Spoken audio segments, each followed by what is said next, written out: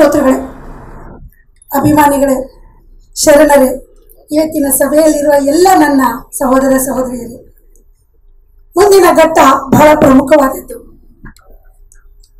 ಯಾಕೆಂದರೆ ಇವತ್ತಿನ ಕಾರ್ಯಕ್ರಮವನ್ನು ಉದ್ಘಾಟಿಸಿ ಗಣ್ಯರನ್ನೆಲ್ಲ ಸತ್ಕರಿಸಿ ಮಕ್ಕಳನ್ನು ಪ್ರೋತ್ಸಾಹಿಸಿದಂತಹ ನಮ್ಮ ಕನ್ನಡ ನಾಡು ಕಂಡಂತಹ ಅಪರೂಪದ ರಾಜಕಾರಣಿ ನಮ್ಮ ಮಾಜಿ ಮುಖ್ಯಮಂತ್ರಿಗಳು, ರಾಷ್ಟ್ರದ ಅನೇಕ ಕಾನೂನಿಗೆ ವಿಷಯಕ್ಕೆ ಸಂಬಂಧಪಟ್ಟ ಹಾಗೆ ಸಂಘ ಸಂಸ್ಥೆಗಳಿಗೆ ಸಕ್ರಿಯವಾಗಿ ತೊಡಗಿಸಿಕೊಂಡಂತಹ ನಮ್ಮೆಲ್ಲರ ಹಿರಿಯ ಮುತ್ಸದ್ದಿ, ಸಜ್ಜನಿಕೆಯ ರಾಜಕಾರಣಿ, ಇವರ ಮಾತುಗಳಿಗೆ ನಾವು ಕಿವಿಯಾಗೋಕ್ಕಿಂತ ಮುಂಚೆ ಇವತ್ತಿನ ಸನ್ಮಾನಿತರು ಇವತ್ತಿನ ಕಾರ್ಯಕ್ರಮದ ಬಗ್ಗೆ, ಬಸವ ತತ್ವದ ಬಗ್ಗೆ, ಬಸವ ಸಮಿತಿಯ ಬಗ್ಗೆ ಏನು ಹೇಳ್ತಾರೆ ಅನ್ನೋ ಕೇಳುವ ತವಕ ಆತುರ ನಮ್ಮೆಲ್ಲರಿಗೂ ಇದೆ.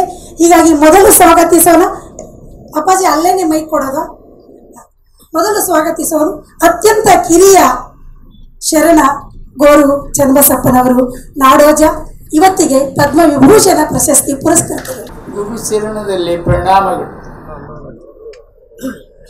ಸಾಮಾನ್ಯವಾಗಿ ಸನ್ಮಾನ, ಅಭಿನಂದನೆ, ಪ್ರಶಸ್ತಿ ಪ್ರದಾನ ಇಂತಹ ಸಂದರ್ಭಗಳು ಯಾವುವು ಅಂದರೆ, ಯಾರಾದರೂ ಪರ್ವತಾರೋಹಣ ಮಾಡಿ ಬಂದಾಗ, ಯಾರಾದರೂ ಚುನಾವಣೆಯಲ್ಲಿ ಗೆದ್ದಾಗ, ದೇಶದ ಪ್ರಧಾನಿಯೋ ರಾಜ್ಯದ ಮುಖ್ಯಮಂತ್ರಿಯೋ ಆದಾಗ, ಆಪತ್ತಿನಲ್ಲಿ ಸಿಲುಕಿದವರನ್ನು ಉಳಿಸಿದಾಗ, ದಾನ ಧರ್ಮ ಮಾಡಿದಾಗ, ವಿಜ್ಞಾನದಲ್ಲಿ ಹೊಸತೇನನ್ನಾದರೂ ಕಂಡು ಹಿಡಿದಾಗ, ಒಬ್ಬನಿಗೆ 100 ವರ್ಷ ದಾಟಿದಾಗ, ಅಥವಾ ಯಾವುದಾದರೂ ಕ್ರೀಡಾ ಸ್ಪರ್ಧೆಯಲ್ಲಿ ಗೆದ್ದಾಗ, ಯಾವುದಾದರೂ ಅಪೂರ್ವವಾದಂಥ ದಾಖಲೆ ಸ್ಥಾಪಿಸಿದಾಗ, ಇಂಥ ಸಂದರ್ಭಗಳಲ್ಲಿ ಈ ಗೌರವ, ಸನ್ಮಾನ ಇತ್ಯಾದಿ ನಡೆಯುವುದು ರೂಢಿ.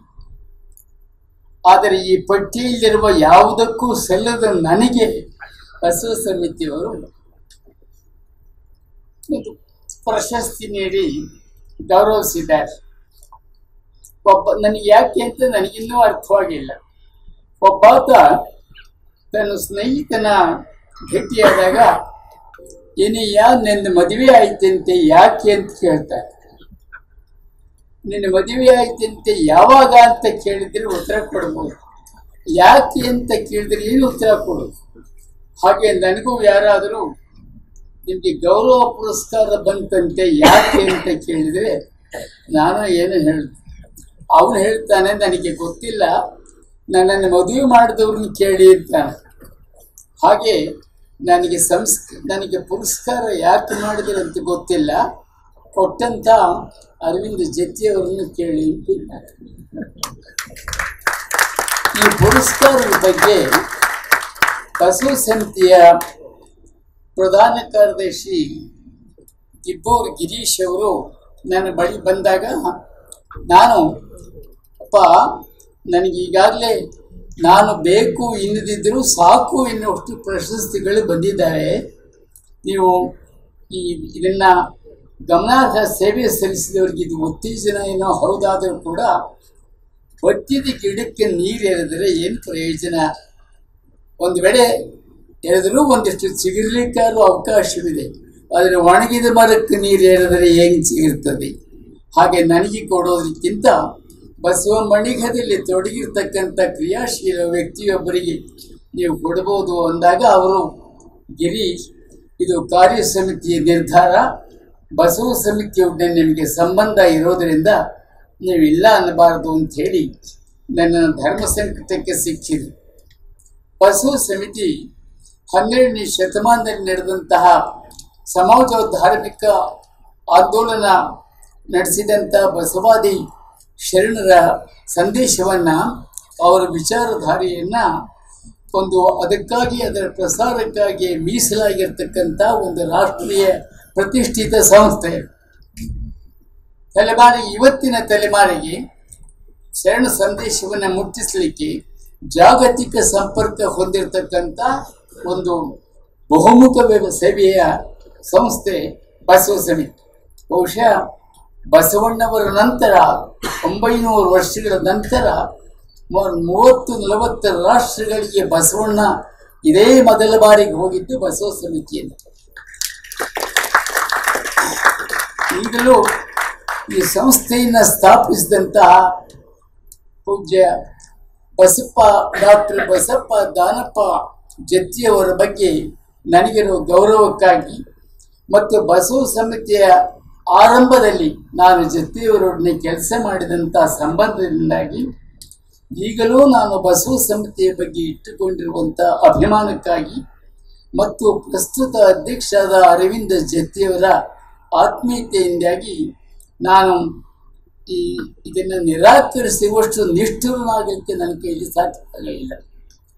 ಹಾಗಾಗಿ ಈ ಬಸವ ವಿಭೂಷಣ ಪ್ರಶಸ್ತಿಯನ್ನು ನಾನು ಪಡೆದಿದ್ದೇನೆ. ವಿಭೂಷಣ ಎನ್ನುವುದಕ್ಕೆ ನಿಘಂಟಿನಲ್ಲಿ ಅಲಂಕಾರ, ಆಭರಣ ಅಂತ ಅನ್ನೋ ಅರ್ಥಗಳಿದ್ದಾವೆ. ಈ ಅರ್ಥದಲ್ಲಿ ಬಸವ ಸಮಿತಿ ನನಗೆ ನೀಡಿರ್ತಕ್ಕಂತಹ ಈ ಬಸವ ವಿಭೂಷಣ ಬಸವಾಭರಣ ಅಂತ ನಾನು ತಿಳ್ಕೊಂಡಿದ್ದೇನೆ. ಇದೇ ಸಂದರ್ಭದಲ್ಲಿ ಬಸವಶ್ರೀ ಪುರಸ್ಕಾರ ಪಡೆದಿರ್ತಕ್ಕಂತಹ ಇಬ್ಬರೂ ನನ್ನ ಆತ್ಮೀಯರು. ಹಾಸನದ ಯುನೈಟೆಡ್ ಅಕಾಡೆಮಿ ಸ್ಥಾಪಕರಾದಂಥ ಚಂದ್ರಶೇಖರ್ ಮತ್ತು ಬೆಂಗಳೂರಿನ ಜನಪ್ರಿಯ ವಚನ ಜ್ಯೋತಿ ಬಳಗದ ಸಂಸ್ಥಾಪಕರಾದ ವಿನಾಕಪಾಣಿ ಅವರನ್ನು ಕೂಡ ನಾನು ಅಭಿನಂದಿಸ್ತೇನೆ. ವಜ್ರ ಮಹೋತ್ಸವ ವರ್ಷದಲ್ಲಿರುವ ನಮ್ಮ ಬಸವ ಸಮಿತಿ ಬಸವ ಮಣಿಹದಲ್ಲಿ ತೊಡಗಿರ್ತಕ್ಕಂತಹ ನಾಡು ಮತ್ತು ಹೊರನಾಡಿನ ಅನೇಕ ಗಣ್ಯರಿಗೆ ಬಸವ ವಿಭೂಷಣ, ಕಾಯಕ ರತ್ನ, ದಾಸೋಹ ರತ್ನ, ಬಸವಭೂಷಣ, ಬಸವಶ್ರೀ ಹೀಗೆ ನಾನಾ ರೂಪದ ಪುರಸ್ಕಾರವನ್ನು ನೀಡ್ತಾ ಬಂದಿದೆ. ಇದುವರೆಗಿನ ಪುರಸ್ಕೃತರಲ್ಲಿ ಬಹುಶಃ ಡಾಕ್ಟರ್ ಭೀಮಣ್ಣ ಖಂಡ್ರೆಯವರನ್ನು ಬಿಟ್ಟರೆ ನಾನೇ ಅತ್ಯಂತ ವಯಸ್ಸಾದವನು ಅಂತ ಕಾಣಿಸ್ತದೆ. ಆದರೂ ನಮ್ಮ ಜತ್ತಿಯವರು ಬಹುಶಃ ವಯಸ್ಸನ್ನೇ ಎಲಿಜಿಬಿಲಿಟಿ ಅಂತ ತಿಳ್ಕೊಂಡಿರ್ಬೇಕು ಅಂತಾರೆ. ಅದೇ ಅರ್ಹತೆ ಅಂತ ನನ್ನ ಕರ್ತವ್ಯ. ಏನೇ ಇರಲಿ, ನಾನು ಮತ್ತಿನ್ನನ್ನು ಸಾಧಿಸಿದ್ದೇನೆ ಅನ್ನುವಂತಹ ವಿಶೇಷ ಏನೂ ಇಲ್ಲ. ಇಂದಿನ ಕಾರ್ಯಕ್ರಮ ಪರಮ ಪೂಜ್ಯ ಬೇಲಿ ಮಠದ ಅಧ್ಯಕ್ಷರಾದಂಥ ಪೂಜ್ಯ ಶಿವರುದ್ರ ಸ್ವಾಮೀಜಿಯವರ ಸಾನ್ನಿಧ್ಯದಲ್ಲಿ ನಡೀತಾ ಇರೋದು. ವಿಶೇಷವಾಗಿ ಇವತ್ತು ನಮ್ಮ ರಾಜ್ಯದ ಮುಖ್ಯಮಂತ್ರಿಗಳಾಗಿದ್ದಂತಹ ಮಾನ್ಯ ವೀರಪ್ಪ ಮೊಯ್ಲಿಯವರು, ಅವರು ಕೇಂದ್ರ ಸಚಿವರು ಆಗಿದ್ದರು. ಎಲ್ಲದಕ್ಕಿಂತ ಅವೆರಡಕ್ಕಿಂತ ಮುಖ್ಯವಾದ್ದು ಅವರು ಕನ್ನಡದ ಒಬ್ಬರು ಹಿರಿಯ ವಿದ್ವಾಂಸರು ಅನ್ನುವಂಥ. ರಾಜಕಾರಣಿಗಳಿಗೆ ಸಾಹಿತ್ಯ ಸಂಸ್ಕಾರ ಇದ್ದರೆ ಏನೆಲ್ಲ ಕೆಲಸ ನಡೆಯಬಹುದು ಅನ್ನೋದಕ್ಕೆ ಮಾನ್ಯ ಮೊಯ್ಲಿಯವರು ಸಾಕ್ಷಿ. ಅವರು ಇವತ್ತು ಇರೋದು ನನಗೆ ತುಂಬ ಸಂತೋಷವನ್ನು ಉಂಟು ಮಾಡಿತು. ಇಂದಿನ ಕಾರ್ಯಕ್ರಮದ ಕರಿಯೋಲೆಯ ಮುಖಭಾಗದಲ್ಲಿ ಬಿ ಡಿ ಜತ್ತಿಯವರ ಹಣೆಗೆ ವಿಭೂತಿ ಧರಿಸ್ತಾ ಇರುವಂಥ ಒಂದು ಚಿತ್ರ ಇದೆ. ಬಹುಶಃ ಇದು ಲಿಂಗೈಕ್ಯ ಜತ್ತಿಯವರ ಅನುಭೂತಿಯೇ ಈ ವಿಭೂತಿ ಅಂತ ನಾನು ಭಾವಿಸಿದ್ದೇನೆ. ವಿಭೂತಿಯಲ್ಲಿ 3 ಎಳೆಗಳಿದ್ದಾವೆ. ಅದರಲ್ಲಿ ನಮ್ಮ ಶರಣ ಸಂಸ್ಕೃತಿಯ ಪ್ರಕಾರ ಒಂದು ಕಾಯಕದ ಸಂಕೇತ, ಇನ್ನೊಂದು ದಾಸೋಹದ ಸಂಕೇತ, ಮತ್ತೊಂದು ಅನುಭವದ ಸಂಕೇತ. ನಮ್ಮ ದಾನಪ್ಪ ಜತ್ತಿಯವರಿಗೆ ಸಂಬಂಧಿಸಿದಂತೆ ಹೇಳೋದಾದರೆ ಈ 3 ಎಳೆಗಳು ಅವರ ಸಂವಿಧಾನ ಬದ್ಧತೆ ಮತ್ತು ಬಸವ ಸಿದ್ಧಾಂತ ಬದ್ಧತೆ ಮತ್ತು ಜನಪ್ರಾತಿನಿಧ್ಯದ ಪಾವಿತ್ರ್ಯತೆಯ ಬದ್ಧತೆ ಇವು ಅಂತ ನಾನು ಭಾವಿಸಿದ್ದೇನೆ. ಅಂತಹ ಉಜ್ವಲ, ಶ್ರೇಷ್ಠ, ಸಾತ್ವಿಕ, ಸಂಭಾವಿತ, ಅನುಭಾವಿಯ ಇಂಥ ಒಂದು ಜನ್ಮ 113ನೇ ಜನ್ಮೋತ್ಸವದ ಸಂದರ್ಭದಲ್ಲಿ ನನ್ನನ್ನು ಪ್ರೀತಿಯಿಂದ ಕರೆದು ಗೌರವಿಸಿದಂಥ ಬಸವ ಸಮಿತಿಯ ಎಲ್ಲ ಬಂಧುಗಳಿಗೂ ಕೂಡ ನಾನು ಶರಣು ಸಮರ್ಪಿಸ್ತೇನೆ.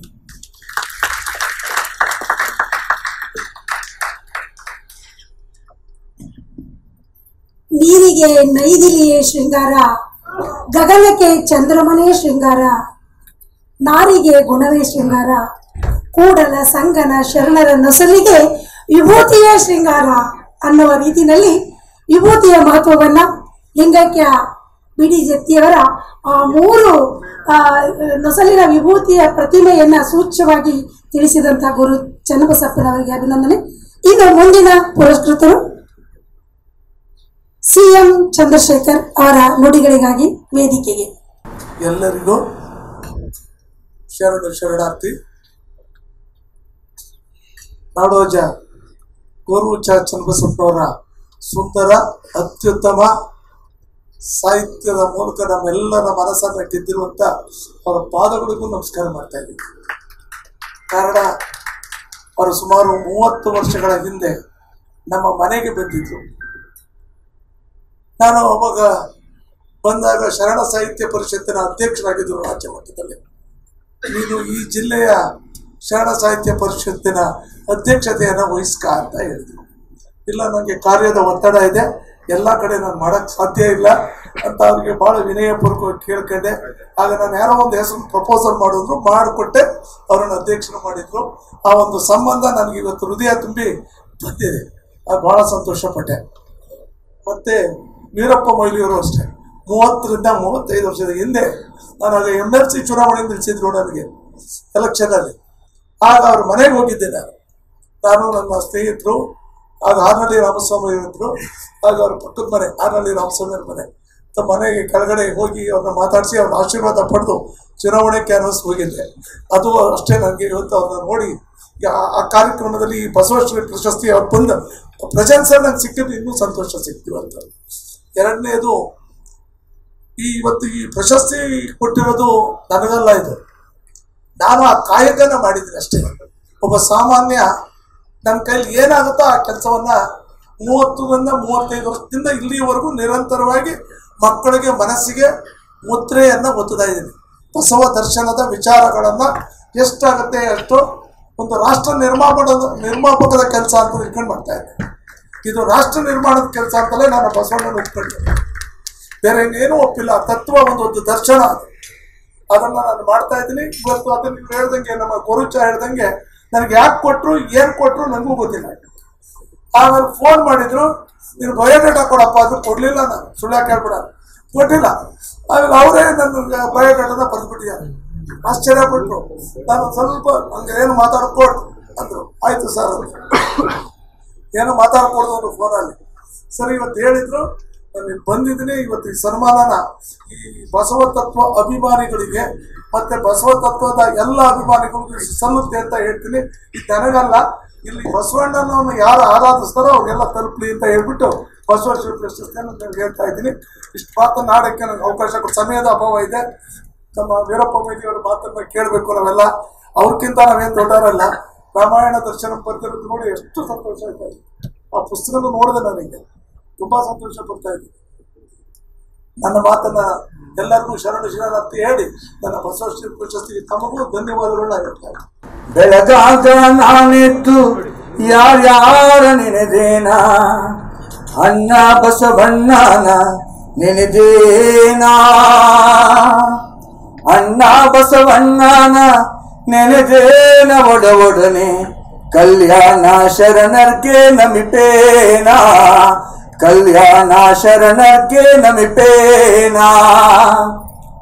ಈ ನಾಡಿನಲ್ಲಿ ವಿಚಾರ ಕ್ರಾಂತಿಯನ್ನು ಬಿತ್ತಿ ಸಮ ಸಮಾಜವನ್ನು ಕಟ್ಟಿ ಸ್ತ್ರೀಯರಿಗೆ ಸಮಾನ ಅವಕಾಶವನ್ನು ನೀಡಿ ಅಸ್ಪೃಶ್ಯ ಅಂತ ಅಣೆಪಟ್ಟಿರುತ್ತವರನ್ನ ಒಪ್ಪಿಕೊಂಡು ಜೊತೆಗೆ ಕರೆದುಕೊಂಡು ಹೋದಂತಹ, ಎಲ್ಲರಿಗೂ ಅಕ್ಷರವನ್ನು ಕಲಿಸಿದಂತಹ, ದಾಸೋಹವನ್ನು ಉಣಬಡಿಸಿದಂತಹ, ಕಾಯಕದ ಮಹತ್ತನ್ನು ಸಾರಿದಂತಹ ಮಹಾತ್ಮ ವಿಶ್ವಗುರು ಬಸವಣ್ಣ ಮತ್ತು ಎಲ್ಲ ವಚನಕಾರರಿಗೆ ಮನದಲ್ಲಿ ಸ್ಮರಿಸಿ ಈ ವೇದಿಕೆಯಲ್ಲಿ ಆಸೀನರಾಗಿರ್ತಕ್ಕಂಥ ನನ್ನ ಬಗ್ಗೆ, ನಮ್ಮ ಬಳಗದ ಬಗ್ಗೆ ಅತ್ಯಂತ ಪ್ರೀತಿ ಅಂತಃಕರಣ ಇಟ್ಕೊಂಡಿರ್ತಕ್ಕಂಥ ಪೂಜ್ಯ ಬೆಳ್ಳಿಮಠದ ಪೂಜ್ಯರಿಗೆ ಮತ್ತು ಪೂಜನೀಯ ಡಾಕ್ಟರ್ ಗೋರುಚ ಅವರ ಪಾದಾರದಲ್ಲಿ ಪುನರ್ಬಿಟ್ಟು, ಈ ನಾಡಿನಲ್ಲಿ ಶಿಕ್ಷಣ ಸಚಿವರಾಗಿ CET ಅವ್ರು ಮಾಡಿದ ನೆನಪಿದೆ. ನಮ್ಮ ವೀರಪ್ಪ ಮೊಯ್ಲಿ ಸಾಹೇಬರು CETಯಿಂದ ಸಾವಿರಾರು ಲಕ್ಷಾಂತರ ವಿದ್ಯಾರ್ಥಿಗಳು ಇಂಜಿನಿಯರಿಂಗು ಓದಕ್ಕೆ ಸಾಧ್ಯ ಆಯಿತು ಅವ್ರು ಶಿಕ್ಷಣ ಸಚಿವ ಮಾಡಿದಾಗ. ಅಂತಹ ಸಾಂಸ್ಕೃತಿಕ ಸಂಪನ್ನ ರಾಜಕಾರಣರಾದಂಥ ವೀರಪ್ಪ ಮೊಯ್ಲಿಯವರಲ್ಲಿ, ಹಿರಿಯರಾದ ಮಾತೆ ನಮ್ಮ ಲೀಲಾದೇವಿ ತಾಯಿಯವರಲ್ಲಿ, ಸಿದ್ದೇರಿಯವರಲ್ಲಿ, ಅಭಿನಂದಿತ ಚಂದ್ರಶೇಖರ್ ಅವರಲ್ಲಿ, ಮತ್ತು ಮುಂದೆ ಕುಂತಿರ್ತಕ್ಕಂಥ ಸುಶೀಲಮ್ಮನವರು ಸೇರ್ಕೊಂಡಂಗೆ, ನಮ್ಮ ಕೊಂಡಜ್ಜಿ ಷಣ್ಮುಖಪ್ಪರು ಸೇರ್ಕೊಂಡಂಗೆ ಎಲ್ಲ ಬಸವ ಬಂಧುಗಳಲ್ಲಿ ನನ್ನ ಶರಣಾರ್ಥಿ. ನನ್ನ ಇದು ನನ್ನ ಅಂದ್ರೆ ತಪ್ಪಾಗುತ್ತೆ, ನಮ್ಮ ವಚನ ಜ್ಯೋತಿ ಬಳಗ ಕಳೆದ 28 ವರ್ಷಗಳಿಂದ ಈ ಕೆಲಸ ಮಾಡ್ತಾ ಇದ್ದೇವೆ. ಮಕ್ಕಳಲ್ಲಿ ವಚನದ ಪರಿಚಯವನ್ನು ಮಾಡೋ ಕೆಲಸ ನಾವು ಮಾಡ್ತಾ ಇದ್ದೇವೆ. ಯಾಕೆಂದ್ರೆ ನಾವು ಬರೋದೆಲ್ಲ ನಮ್ಮೆಲ್ಲ ಕಾರ್ಯಕ್ರಮ ನೋಡ್ತೀವಿ, ಎಲ್ಲ 60+ ಬಿಳಿತಲೆಯವರು ಬರ್ತೇವೆ. ಅವ್ರಿಗೆಲ್ಲ ಧರ್ಮ ಗೊತ್ತಿರುತ್ತೆ, ಸಾಹಿತ್ಯ ಗೊತ್ತಿರುತ್ತೆ, ಸಂಸ್ಕೃತಿ ಗೊತ್ತಿರುತ್ತೆ. ಅವ್ರು ಹೇಗೆ ಅಳವಡಿಸ್ಕೊಂಡಿದ್ದಾರೆ, ತತ್ವ ಪಾಲನೆ ಮಾಡಿದ್ದಾರೆ ಅಂತ ಅವ್ರ ಆತ್ಮಾವಟ್ ನೋಡ್ಬಿಟ್ರೆ ಅದು ಬೇರೆ ಬೇರೆ ಮಾತಾಗ್ತದೆ. ಹಾಗಾಗಿ ಇಂಗ್ಲಿಷ್ನ ಮೋಹದಲ್ಲಿ ಭ್ರಮೆಯಲ್ಲಿ ಇರ್ತಕ್ಕಂಥ ನಮ್ಮ ಮಕ್ಕಳಿಗೆ ವಚನದ ಪರಿಚಯವನ್ನು ಮಾಡಿಕೊಡೋ ಕೆಲಸವನ್ನ ನಮ್ಮ ವಚನ ಜ್ಯೋತಿ ಬಳಗ ಕಳೆದ 28 ವರ್ಷಗಳಿಂದ ಮಾಡ್ತಾ ಇದೆ. ನಮ್ಮ ಮಕ್ಕಳ ವಚನ ಮೇಳ ಪೂಜ್ಯರು ನೋಡಿದ್ದಾರೆ, ಅರವಿಂದ ನೋಡಿದ್ದಾರೆ, ಇಲ್ಲಿರೋ ಬಹಳಷ್ಟು ಜನ ನೋಡಿದ್ದಾರೆ. ಅದು ಒಂದು ರಾಜಧಾನಿಯ ಸಾಂಸ್ಕೃತಿಕ ದೊಡ್ಡ ಮೈಲುಗಳು ಅಂತ ಅಂದ್ಕೊಂಡಿದ್ದೇನೆ. ವಚನ ಚಳುವಳಿಯ 18 ಪ್ರಕಾರಗಳನ್ನ ಅಲ್ಲಿ ನಾವು ಸೃಷ್ಟಿ ಮಾಡಿ ಮಕ್ಕಳಿಗೆ ಶಿಶು ವಿಹಾರದಿಂದ 10ನೇ ತರಗತಿವರೆಗೂ ಮಕ್ಕಳಿಗೆ ನಾವು ಅದನ್ನು ಮಾಡಿದ್ದೇವೆ.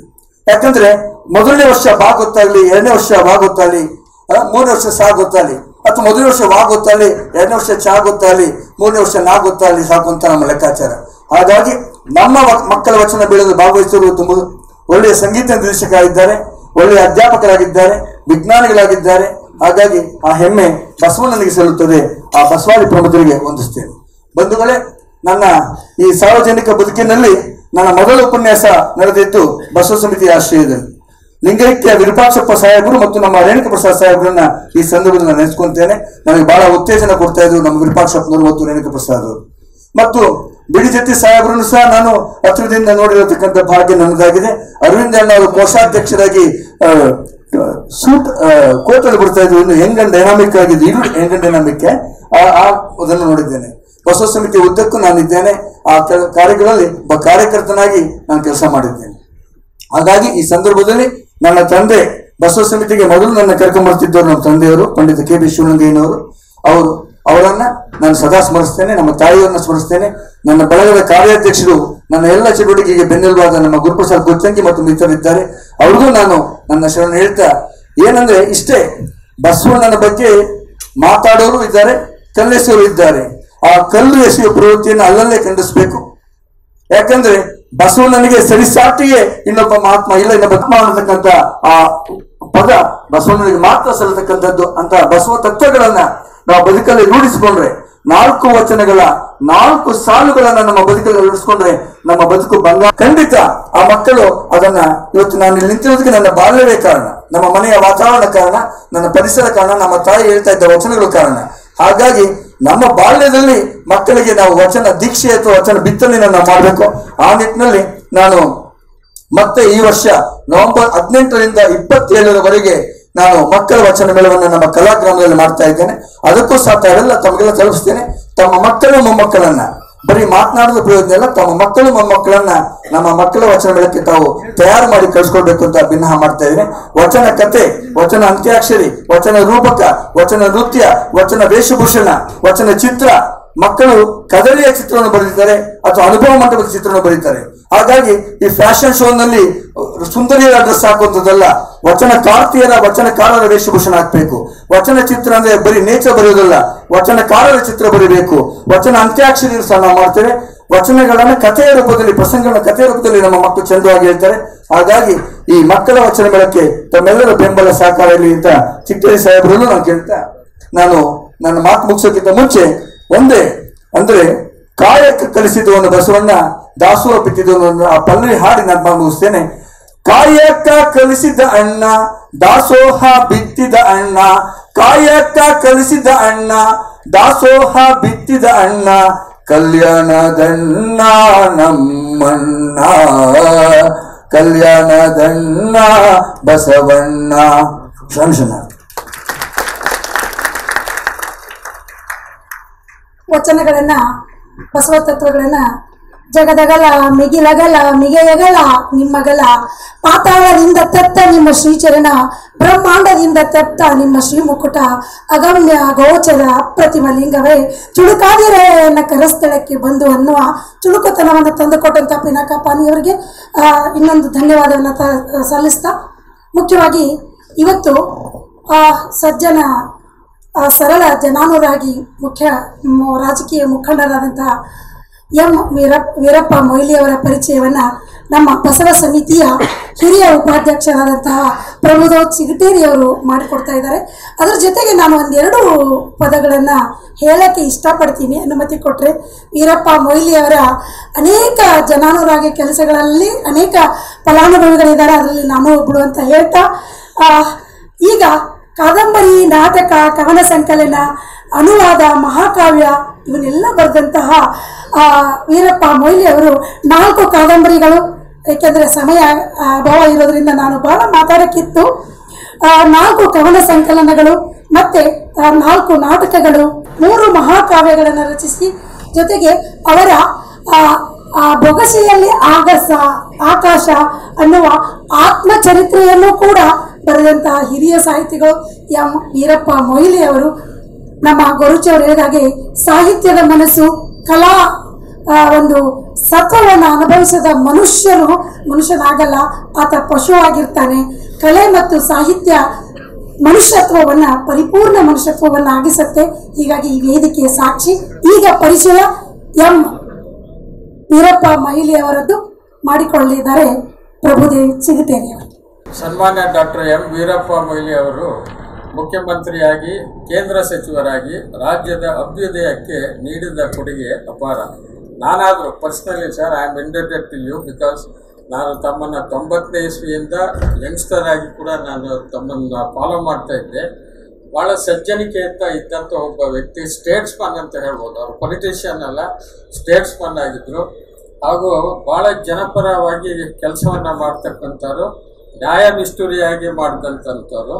ಯಾಕಂದರೆ ನಮಗೆ ನೆನಪಿದ್ದಾಗೆ ಇದೇ ಬಸವೇಶ್ವರ ಸರ್ಕಲ್ನಲ್ಲಿ CET ವಿರುದ್ಧ ಒಂದು ಚಳವಳಿ ಮಾಡಿ ಜಗದ್ಗುರುಗಳೆಲ್ಲ ಬಂದು ಸೇರಿಕೊಂಡಿದ್ರು.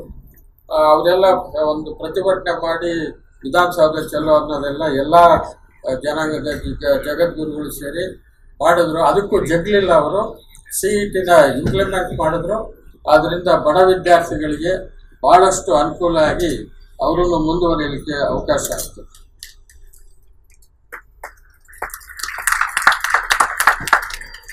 ಹಲವಾರು ಕೆಲಸಗಳಲ್ಲಿ ಅದನ್ನೇ ಒಂದು ಪ್ರೋಗ್ರಾಮ್ ಮಾಡಬೇಕಾಗುತ್ತೆ ನಾವು. ಅವರ ಸಾಧನೆಯನ್ನು ಹೇಳಬೇಕು ಅಂದರೆ ನಾನು ಒಂದು 2% ಮಾತ್ರ ಹೇಳ್ಬಿಡ್ತೀನಿ. 1993ರಲ್ಲಿ ಬೆಂಗಳೂರಿನ ದೇವನಹಳ್ಳಿ ಕೆಂಪೇಗೌಡ ಅಂತಾರಾಷ್ಟ್ರೀಯ ವಿಮಾನ ನಿಲ್ದಾಣ ಏನಿದೆ ಅದಕ್ಕೆ ಕಾರಣಕರ್ತರಾದವರು ವೀರಪ್ಪ ಮೊಯ್ಲಿಯವರು. ಫಸ್ಟ್ ಅದನ್ನು ಶುರು ಮಾಡಿದವರು. ಪಾರದರ್ಶಕ ರೀತಿಯಲ್ಲಿ 8 ಲಕ್ಷ ಶಿಕ್ಷಕರನ್ನು ಅಪಾಯಿಂಟ್ ಮಾಡಿದ್ರು. ಯಾವುದೇ ಅಪಾಯಿಂಟ್ಮೆಂಟ್ ಗೌರ್ಮೆಂಟಲ್ಲಿ ನಿಮಗೆ ಗೊತ್ತು ಸ್ಕ್ಯಾಂಡಲಸ್ ಆಗಿ ಹೋಗ್ತದೆ. ಯಾವುದೇ ರೀತಿಯ ಸ್ಕ್ಯಾಂಡಲ್ ಇಲ್ಲದ ಹಾಗೆ 8 ಲಕ್ಷ ಶಿಕ್ಷಕರನ್ನು ನೇಮಕ ಮಾಡಿದ್ದ ಕೀರ್ತಿ ವೀರಪ್ಪ ಮೊಯ್ಲಿ ಅವರಿಗೆ ಸಲ್ತದೆ. ಸಾಮಾನ್ಯ CET ವ್ಯವಸ್ಥೆ ಜಾರಿ ಹಾಗೂ ಕ್ಯಾಪಿಟೇಷನ್ ಶುಲ್ಕ ಪದ್ಧತಿ ರದ್ದು. ಯಾಕೆಂದರೆ ಬರೀ ಹಣವಂತರು ಮಾತ್ರ ಕ್ಯಾಪಿಟೇಷನ್ ಕೊಟ್ಟು ಸೀಟ್ ತಗೊಳ್ತಕ್ಕಂಥ ಕಾಲದಲ್ಲಿ ದೊಡ್ಡ ಒಂದು ಚೇಂಜಸ್ನ ತಂದವರು ವೀರಪ್ಪ ಮೊಯ್ಲಿ ಸಾಹೇಬರು. ಮತ್ತು ಮುಂದೆ ಹೇಳಬೇಕು ಅಂದರೆ ರಾಮನಗರ ಜಿಲ್ಲೆ ಬಿಡದಿಯಲ್ಲಿ ಟಯೋಟಾ ಕಂಪ್ನಿ ಮತ್ತು ಕೋಲಾರ ಜಿಲ್ಲೆಯಲ್ಲಿ ವೋಲ್ವೋ ಮೋಟಾರ್ಸ್ ಇವೆರಡೂ ಬರಲಿಕ್ಕೆ ಅವರೇ ಕಾರಣ. ಆಗಿನ ಸಮಯದಲ್ಲಿ ಅವರಿಗೆಲ್ಲ ಸವಲತ್ತುಗಳನ್ನ ಕೊಟ್ಟು ಬೇರೆ ರಾಜ್ಯಕ್ಕೆ ಅವರು ಹೋಗಲಾರ್ದಂಗೆ ಟಯೋಟಾನೋ ಮತ್ತು ವೋಲ್ವೋನು ಹಿಡಿದಿಟ್ಟು ಇಲ್ಲಿ ಸ್ಥಾಪನೆ ಆಗಲಿಕ್ಕೆ ಕಾರಣಕರ್ತರಾದಂಥವರು. ಆಮೇಲೆ ಕೂಡಲ ಸಂಗಮ ಪ್ರಾಧಿಕಾರದ ರಚನೆ ಮತ್ತು ಬಸವೇಶ್ವರರು ಹುಟ್ಟಿದ ಮನೆಯ ಮತ್ತು ಐಕ್ಯ ಮಂಟಪದ ಅಭಿವೃದ್ಧಿಗೂ ಸಾಹೇಬರಿಗೆ ಕಾರಣಕರ್ತರಾಗಿದ್ದಾರೆ. ಕರ್ನಾಟಕ ಹೈದರಾಬಾದ್ ಅಭಿವೃದ್ಧಿ ಮಂಡಳಿ ರಚನೆ, ಕೇಂದ್ರದ ಕಾನೂನು ಸಚಿವರಾಗಿದ್ದಾಗ ಸಂವಿಧಾನ 375A ಸ್ಥಾನಮಾನ, ಬಯಲುಸೀಮೆ ಅಭಿವೃದ್ಧಿ ಮಂಡಳಿ, ಗಡಿ ಅಭಿವೃದ್ಧಿ ಮಂಡಳಿ, ಮಲೆನಾಡು ಅಭಿವೃದ್ಧಿ ಮಂಡಳಿಗಳ ಸ್ಥಾಪನೆ. ಈ ವಿಚಾರವಾಗಿ ನಮ್ಮ ವಿಶ್ವನಾಥ್ ರೆಡ್ಡಿ ಮುದ್ನಾಳ್ರು ಹಾಗೂ ಇನ್ನೊಬ್ಬರು ಅವರ ಒಡನಾಡಿ ಇದ್ದಂತಹ MLC ಆಗಿದ್ದರು, ಅವ್ರ ಹೆಸರು ತಕ್ಷಣ ನೆನಪು ಬರಲಿಲ್ಲ. ಅವರು ಇಬ್ಬರೂ ಭಾಳ ಚಳವಳಿ ಮಾಡ್ತಾಯಿದ್ರು. ಆ ಸಮಯದಲ್ಲಿ ಅದಕ್ಕೆ ವಿಶೇಷ ಸ್ಥಾನಮಾನವನ್ನು ಕಲ್ಪಿಸಿಕೊಟ್ಟವರು ವೀರಪ್ಪ ಮೊಯ್ಲಿ ಸಾಹೇಬರು. ಹಾಗೆ ವಿಶ್ವೇಶ್ವರ ತಾಂತ್ರಿಕ ವಿಶ್ವವಿದ್ಯಾನಿಲಯ VTU, ಬೆಳಗಾವಿ ರಾಜೀವ್ ಗಾಂಧಿ ಆರೋಗ್ಯ ವಿಶ್ವವಿದ್ಯಾನಿಲಯ, ಇತರೆ ಮಂಗಳೂರು, ಹಂಪಿ, ಗುಲ್ಬರ್ಗ, ಬೆಂಗಳೂರು ರಾಷ್ಟ್ರೀಯ ಕಾನೂನು ವಿದ್ಯಾಲಯ, most famous national law school, ಅದು ಕೂಡ ಇವರ ಅವಧಿಯಲ್ಲಿ ತಂದಿದ್ದಾರೆ. ರಾಯಚೂರಿನಲ್ಲಿ ಕೃಷಿ ವಿಶ್ವವಿದ್ಯಾಲಯ, ಬೀದರ್ನಲ್ಲಿ ಪಶುವೈದ್ಯಕೀಯ ವಿಶ್ವವಿದ್ಯಾಲಯ, ಇವೆಲ್ಲನೂ ಸಮಾಜದ ಶೈಕ್ಷಣಿಕ ಇದಕ್ಕೆ ಅವರು ಕೊಟ್ಟಂಥ ಕೊಡುಗೆ. ಮೇಲಾಗಿ ಕೊಂಕಣ ರೈಲ್ವೆ ಚಾಲನೆ, ಕೊಂಕಣ ರೈಲ್ವೆ ತಾವೇನು ನೋಡ್ತೀರಿ ಅದೆಲ್ಲನೂ ಇವ್ರ ಸಮಯದಲ್ಲಿ ಅದಕ್ಕೆ ಚಾಲನೆ ಬಂದಂಥದ್ದು. ಕೇಂದ್ರದ ಪೆಟ್ರೋಲಿಯಂ ಮತ್ತು ನೈಸರ್ಗಿಕ ಅನಿಲ ಸಚಿವರಾಗಿದ್ದಾಗ ಏರ್ ಇಂಡಿಯಾ ನಿರ್ಮಾಣದ ದಾಬೋಲ್ ಬೆಂಗಳೂರು ಪೈಪ್ಲೈನ್ ಮೂಲಕ ಗ್ಯಾಸ್ ಸರಬರಾಜು ಆರಂಭ ಮಾಡಿದ್ರು. ಈಗೆಲ್ಲ ಇಷ್ಟು ವರ್ಷಗಳಾದಮೇಲೆ ಈಗ ಎಲ್ಲರಿಗೂ ಗೊತ್ತಿದೆ ಗೇಲ್ ಅಂತ ಗ್ಯಾಸ್ ಅಥಾರಿಟಿ ಆಫ್ ಇಂಡಿಯಾ ಅಂತಕ್ಕಂಥದ್ದು ನಾವು ನೋಡ್ತೀವಿ. ಅದನ್ನು ಶುರು ಮಾಡಿದಾಗ ಆ ಕಂಪನಿ ಮಾಡಲಿಕ್ಕೆ ಕೇಂದ್ರ ಸರ್ಕಾರದ ಅಧೀನದಲ್ಲಿ ಮಾಡಲಿಕ್ಕೆ ಕಾರಣಕರ್ತರಾದಂಥವ್ರು. ಮತ್ತು ಈ ಥರ ನಮ್ಮ ಸಾಹಿತ್ಯ ಲೋಕಕ್ಕೆ ಬಂದರೆ ಈಗಾಗಲೇ ಸಾಕಷ್ಟು ಹೇಳಿದ್ದಾರೆ. ಶ್ರೀ ರಾಮಾಯಣ ಮಹಾನ್ವೇಷಣ ಸಿರಿಮುಡಿ ಪರಿಕ್ರಮಣ ಆ ಕಾರ್ಯಕ್ರಮಕ್ಕೆ ನಾವು ಹೋಗಿದ್ವಿ. ಆಮೇಲೆ ಶ್ರೀ ಬಾಹುಬಲಿ ಅಹಿಂಸಾ ದಿಗ್ವಿಜಯ ಎಂಬ 3 ಮಹಾಕಾವ್ಯಗಳನ್ನು ರಚನೆ ಮಾಡಿದ್ದಾರೆ.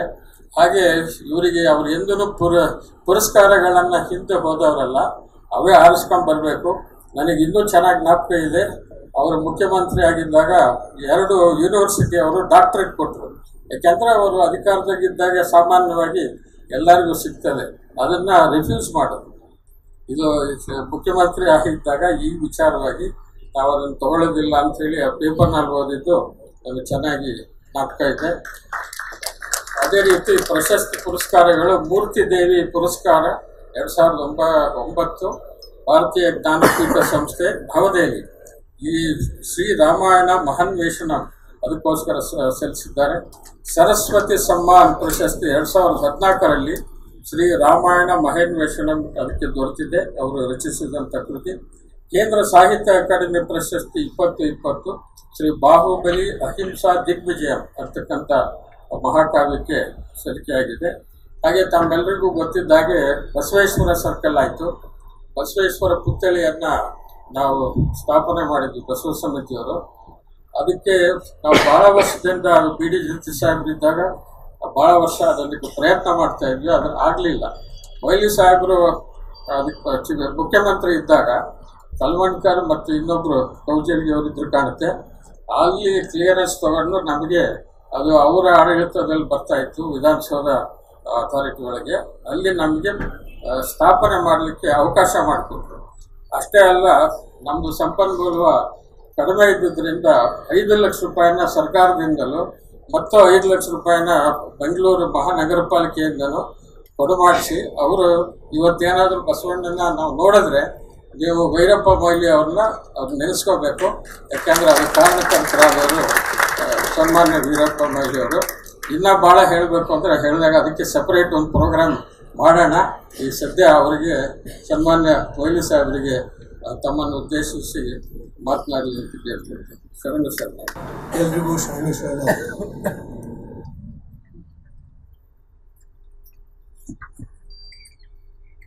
ಪೂಜ್ಯ ಶ್ರೀ ಸ್ವಾಮಿಗಳ ಸಾನ್ನಿಧ್ಯದಲ್ಲಿ ಜರುಗ್ತಾ ಇದ್ದಂಥ ಈ ಕಾರ್ಯಕ್ರಮ ಬಹಳ ಮಹತ್ವದ ಕಾರ್ಯಕ್ರಮ.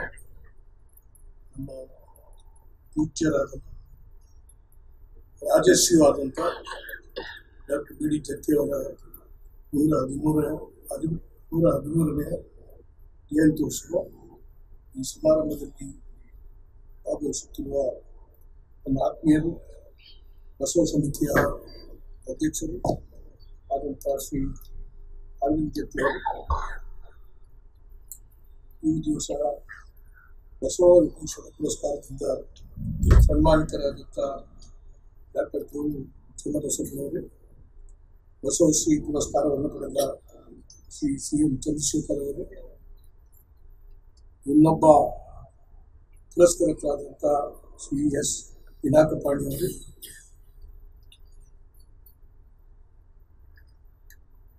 ಸಮಿತಿಯ ಹಿರಿಯ ಉಪಾಧ್ಯಕ್ಷರಾದಂಥ ಶ್ರೀ ಪ್ರಭುದೇವ ಚಿಗಟೇಜಿಯವರು, ಉಪಾಧ್ಯಕ್ಷರಾದಂಥ ನಮ್ಮ ಆತ್ಮೀಯರಾದಂಥ ಶ್ರೀಮತಿ ಲೀಲಾವತಿ ಆರ್ ಪ್ರಸಾದ್ ಅವರೇ, ಪ್ರಧಾನ ಕಾರ್ಯದರ್ಶಿಗಳಾದ ಶ್ರೀ ಗಿರೀಶ್ S ದಿಬ್ಬೂರ್ ಅವರೇ,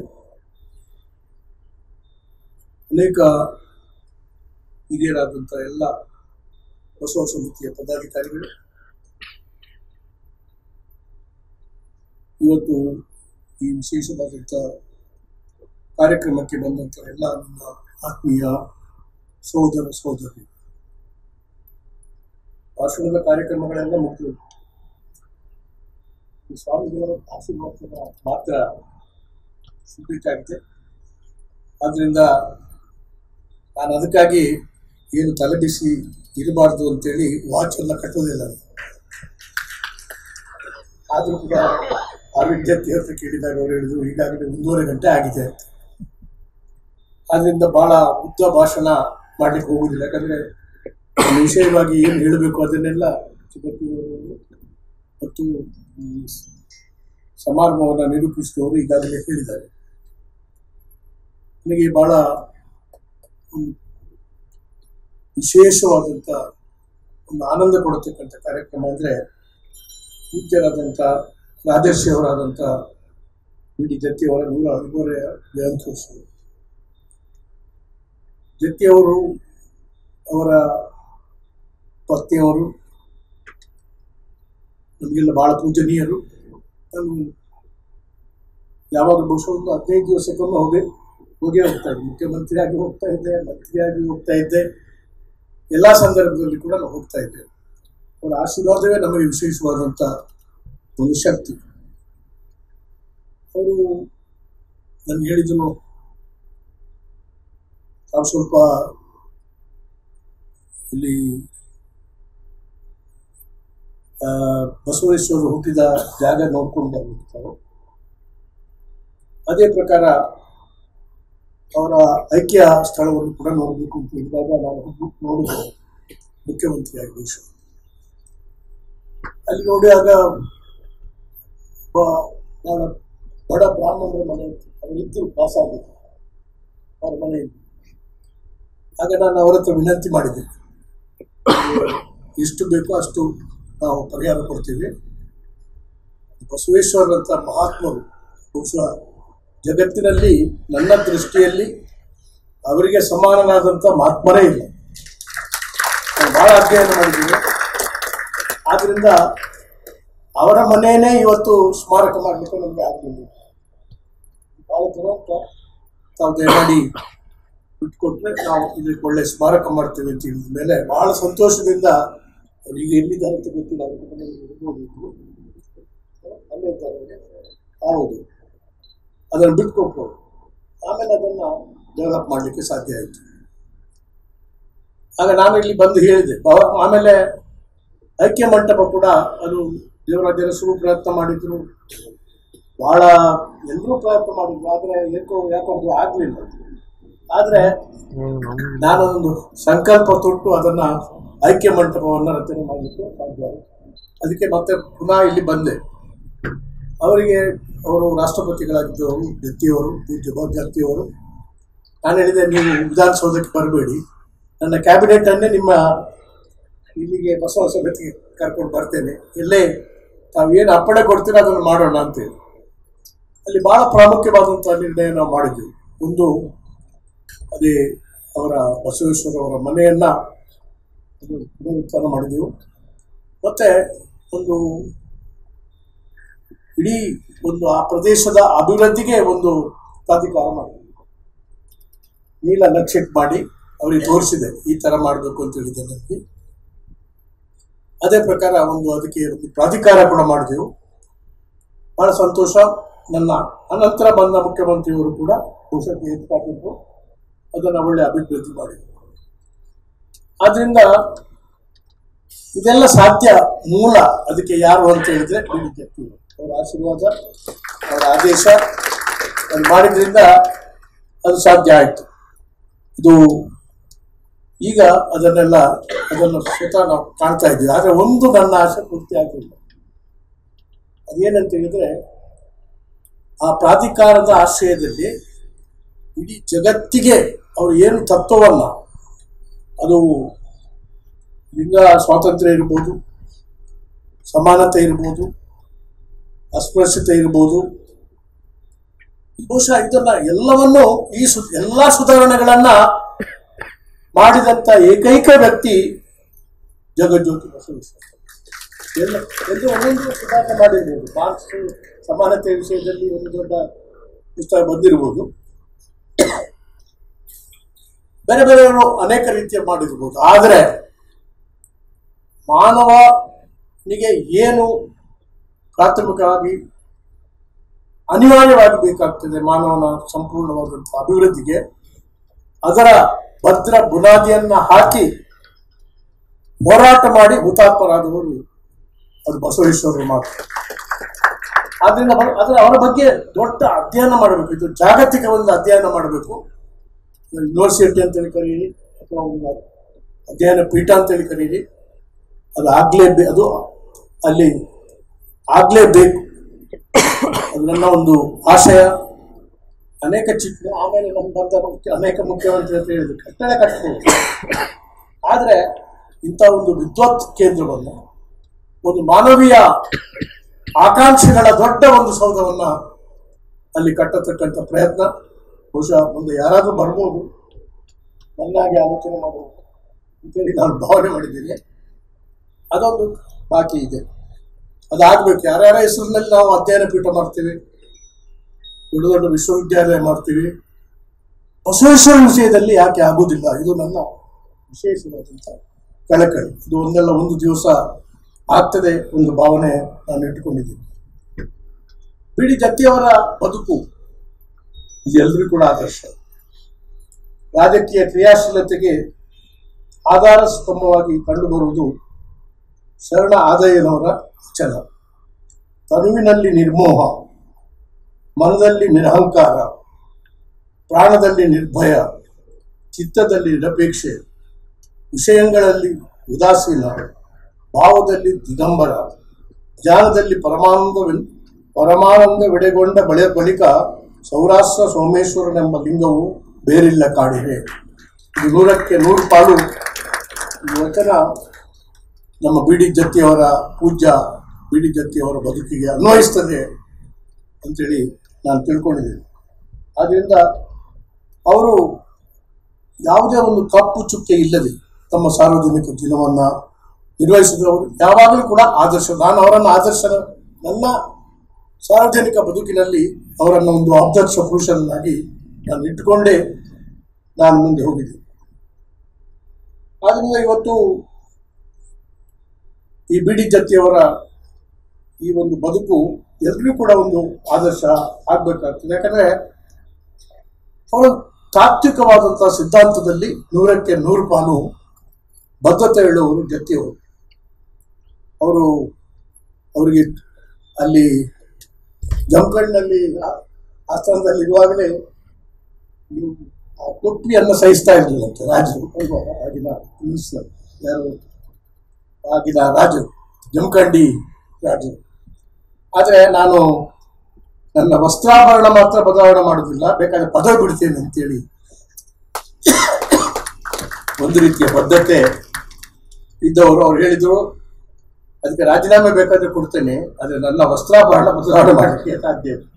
ಮೊದಲಿಟ್ಟು ಅವರು ಆಮೇಲೆ ಕೂಡ ಅದನ್ನ ಮಾಡ್ಕೊಂಡು ಬಂದರು. ಮತ್ತು ಈ ರಾಷ್ಟ್ರೀಯ ಭಾವನೆಯವರಲ್ಲಿ ಆ ಬದ್ಧತೆ ಅದು ಅಪಾರವಾಗಿತ್ತು. ಜಮಖಂಡಿ ಭಾರತದಲ್ಲಿ ವಿಲೀನಗೊಂಡ ವಿಷಯಕ್ಕೆ ಅದರಲ್ಲಿ ಅನೇಕ ಈ ಪ್ರಿನ್ಸ್ಲಿ ಸ್ಟೇಟ್ಸ್ ಅದರಲ್ಲಿ ರಾಷ್ಟ್ರದಲ್ಲಿ ವಿಲೀನ ಆಗಲಿಕ್ಕೆ ಪ್ರಥಮ ಹೆಜ್ಜೆ ಇಟ್ಟವರು ಕೂಡ ಜತ್ತಿ. ಅಂದರೆ ಅದು ಇತಿಹಾಸದಲ್ಲಿ ಬರ್ದಿಲ್ಲ, ಅದು ಬರೀಬೇಕು. ಆದ್ರಿಂದ ಅಖಂಡ ದೇಶಾಭಿಮಾನಿ ಎಂಬ ಒಂದು ಕೀರ್ತಿ ಮಾತ್ರ ಅಲ್ಲ, ಅದಕ್ಕೆ ಬದ್ಧರಾಗಿದ್ದವರು. ಕರ್ನಾಟಕ ಏಕೀಕರಣದಲ್ಲಿ ಕೂಡ ಅವರು ವಹಿಸಿದಂಥ ಪಾತ್ರ ವಿಶೇಷ.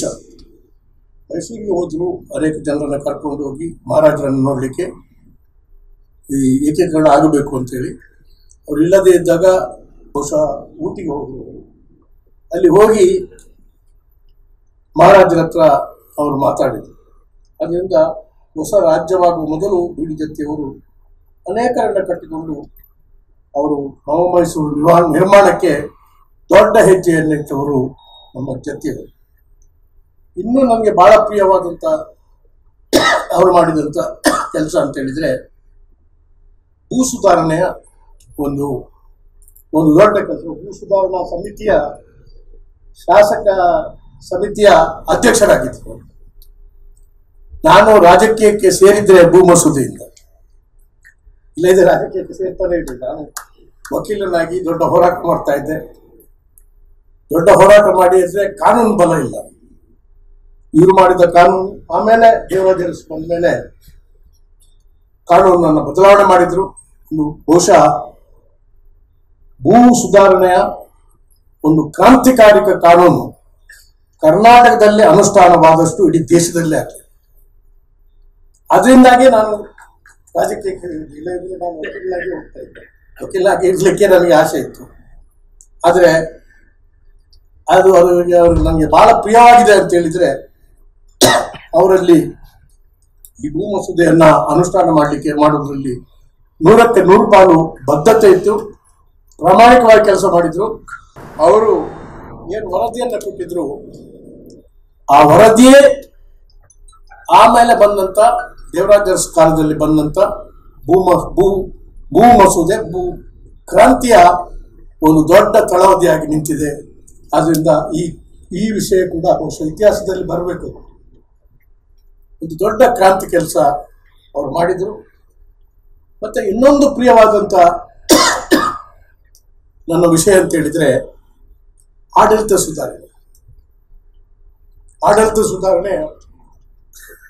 ಸುಧಾರಣೆಗೆ ಅವರು ದೊಡ್ಡ ತಳಬಾದಿಯನ್ನ ಅವರು ಹಾಕಿದ್ದಾರೆ. ನಾನು ಇಡೀ ಡಾಕ್ಟರ್ ಮನಮೋಹನ್ ಸಿಂಗ್ ಅವರು ನನ್ನನ್ನು ಕೇಂದ್ರದ ಆಡಳಿತ ಸುಧಾರಣೆಯ 2ನೇ ಆಯೋಗದ ಅಧ್ಯಕ್ಷ ಮಾಡಿದ್ರು. ಅದು 15 ವರದಿಗಳನ್ನ ನಾನು ಕೊಟ್ಟಿದ್ದೆ. ಸಂತೋಷ ಅಂದ್ರೆ ಈಗಲೂ ಕೂಡ ಬಿಜೆಪಿ ಸರ್ಕಾರ ಬಂದರೂ ಕೂಡ ನನ್ನ ವರದಿಯನ್ನೇ ಅನುಷ್ಠಾನ ಮಾಡ್ತಾ ಇದ್ದೇವೆ. ಆದ್ರಿಂದ ಯಾಕಂದ್ರೆ ಆಡಳಿತ ಸುಧಾರಣೆ ಆಗಲೇಬೇಕು. ಇವತ್ತು ರಾಜಕಾರಣದಲ್ಲಿ ಭ್ರಷ್ಟಾಚಾರ ಜಾಸ್ತಿ ಆಗ್ತಾ ಇದೆ. ಮತ್ತೆ ಅನೇಕ ದೋಷಗಳು ಇವತ್ತು ತುಂಬಿ ಹೋಗಿದೆ. ಅದು ರೋಷ ಒಂದು ದಿವಸ ಆ ರೋಷ ಸ್ಫೋಟನ ಆಗ್ತದೆ ಯಾವುದೇ ದೇಶದಲ್ಲಿ. ಇದನ್ನೇ ನೀವು ಕಾಣ್ತಾ ಇದ್ದೀರಿ ಇವತ್ತು ನೇಪಾಳದಲ್ಲಿ ಅಥವಾ ಶ್ರೀಲಂಕಾದಲ್ಲಿ ಅಥವಾ ಬಾಂಗ್ಲಾದೇಶದಲ್ಲಿ ಜನ ಸಹಿಸ್ತಾರೆ. ಆದರೆ ಎಷ್ಟಂತೇಳಿ ಸಹಿಸ್ತಾರೆ? ಅದು ಆ ಭ್ರಷ್ಟಾಚಾರ ತುದಿಗೆ ಹೋದಾಗ ಏನಾಗ್ತದೆ ಅಂತೇಳಿ ಬಾಂಗ್ಲಾದೇಶದಲ್ಲಿ ಮೊನ್ನೆ ನಡೆದಂತ ನೇಪಾಳದ ಆಸ್ಫೋಟನವೇ ಅದು ಸಾಕ್ಷಿಯಾಗಿದೆ.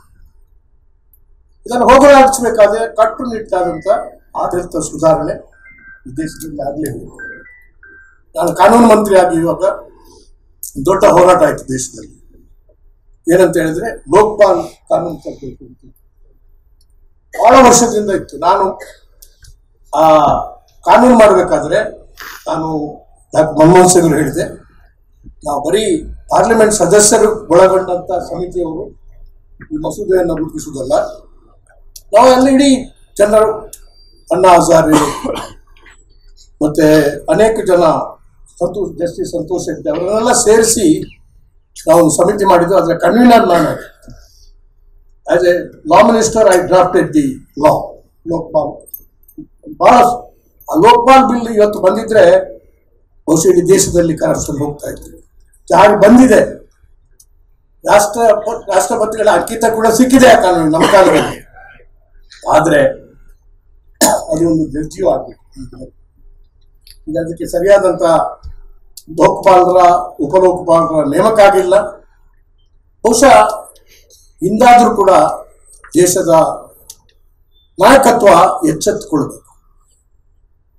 ಇದು ಲೋಕಪಾಲ್ 100ಕ್ಕೆ 100 ಪಾಲು ಅನುಷ್ಠಾನಕ್ಕೆ ಬರಬೇಕು. ಅದಕ್ಕೆ ಯೋಗ್ಯರಾದಂಥ ಒಬ್ಬ ಲೋಕಪಾಲರು ಉಪಲೋಕಪಾಲರು ನೇಮಕ ಆಗಬೇಕು. ಅವರು ನಾವು ಕಾನೂನಲ್ಲಿ ಏನು ಕಾಣಿದ್ದೇವೆ ಅಂದರೆ ಪ್ರಧಾನಿಗಳ ವಿರುದ್ಧ ಕೂಡ ಕೇಸ್ ಮಾಡ್ಬೋದು.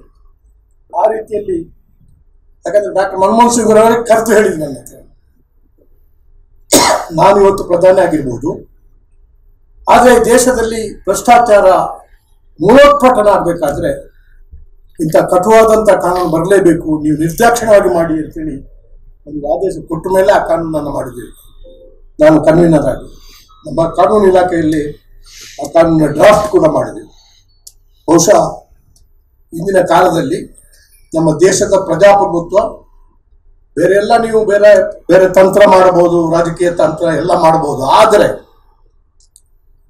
ಆಡಳಿತ ಸುಧಾರಣೆ ಆಗದೇ ಇದೆ.